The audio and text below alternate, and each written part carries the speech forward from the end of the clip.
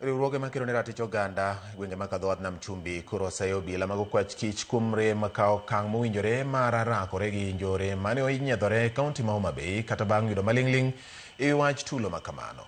Ka giloso Mombasa gikoni en midhiero nyaka sani ni pok omak achije duto ma itudo kod wach chano monj ma kamano manoweyo ka ji ariyo wito ngimagi kendo mamoko tandawuoyo yudo hinyruok kod kethruok mag mwandu.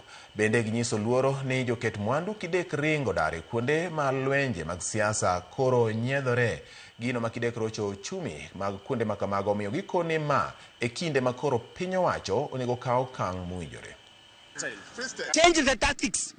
Hawa ambao wanasimamia security wafute kazi kuanzia juu mpaka chini. Hakuna kitu wanafanya. Kwa sababu hakuna haja wananchi waumie waongee na wako na katiba mpya. Katiba ambayo inaeleza kila kitu. Kama ni mbunge anajua kazi yake ni gani. Amekula kiapo. Kama ni MC anajua kazi yake gani. Kwa nini utembee na pesa na marungu? Katika karne hii ya 21st century unatembea na marungu. Unatafuta kura na marungu. I want to say 99% of elected leaders hawawezi rudi.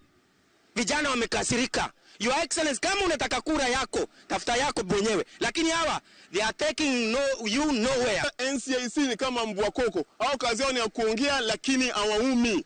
Kwa hivyo NCIC wamefeli pakubwa sana. Hii karne hii si karne ya siasa ya violence. Tunahitaji dialogue. Jambo ambapo yani kinafanyika inaonyesha kwamba uchaguzi ambapo inakuja inatakana serikali iwe na macho kwa sababu inaweza kutupeleka katika 207. Na pia ningependa kuuliza wanasiasa kwa sababu mambo sasa ambapo yani kinafanyika hivi sasa. Tuwache kubeba